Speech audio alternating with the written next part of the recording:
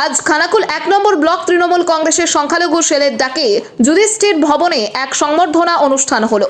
খানাকুল ১ নম্বর ব্লকের ১৩টি অঞ্চলের সংখ্যালঘু সেলের নবনির্বাচিত ব্লক কমিটি ও অঞ্চল সভাপতি ও সহ সভাপতিদের সংবর্ধনা দেওয়া হয়। সভামঞ্চ থেকে আগামী বিধানসভা ভোটে একজোট হয়ে তৃণমূল কংগ্রেসকে বিপুল মার্জিনে জিতিয়ে মমতা বন্দ্যোপাধ্যায়ের হাতকে মজবুত করার আহ্বান জানান। উপস্থিত ছিলেন তৃণমূল কংগ্রেসের সংখ্যালঘু সেলের জেলা সভাপতি শেখ আব্বাস, খানাকুল ১ নম্বর ব্লক সভাপতি শেখ আলাউদ্দিন সহ সভাপতি শেখ শাকিম।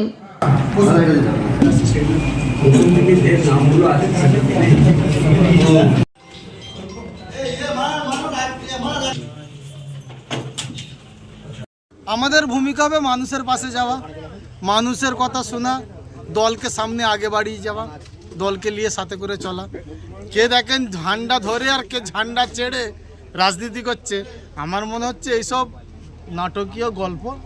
সবাই আমরা তৃণমূল কংগ্রেস, আপনি নিশ্চয়ই জানেন। যারা রাগ অভিমান দলের মধ্যে থাকে, জেলা সভাপতির ওপরে কারোর রাগ অভিমান আছে, কেউ ব্লক সভাপতির ওপরে রাগ অভিমান আছে, কেউ কোর কমিটির ওপরে রাগ অভিমান আছে। সবাই কিন্তু আমরা তৃণমূল কংগ্রেসের নেতৃত্ব, আমরা লিডার, আমরা কর্মী।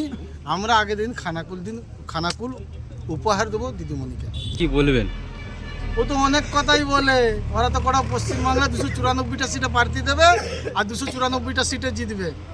আর ওদের বিজেপির দালালটা যে 300 কোটি না 30 কোটি নিয়েছে কি 50 কোটি নিয়েছে, তো সব জায়গায় বলে বেড়াচ্ছে ভাঙড়টাই পাবে।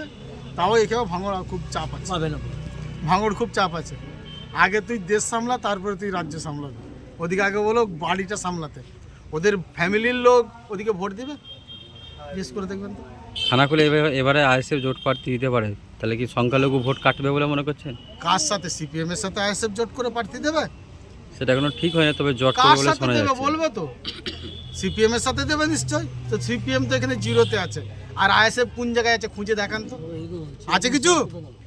ওইসব মুখে বড় বড় কথা বলে যায়, আর কিছু না। আজকে খানাকুল 1 নম্বর ব্লক 13টা পঞ্চায়েত, আমরা যারা খানাকুলে আমাদের যে ব্লক সভাপতি হয়েছেন বা জেলা সভাপতি আছেন, উনি প্রেজেন্ট ছিলেন।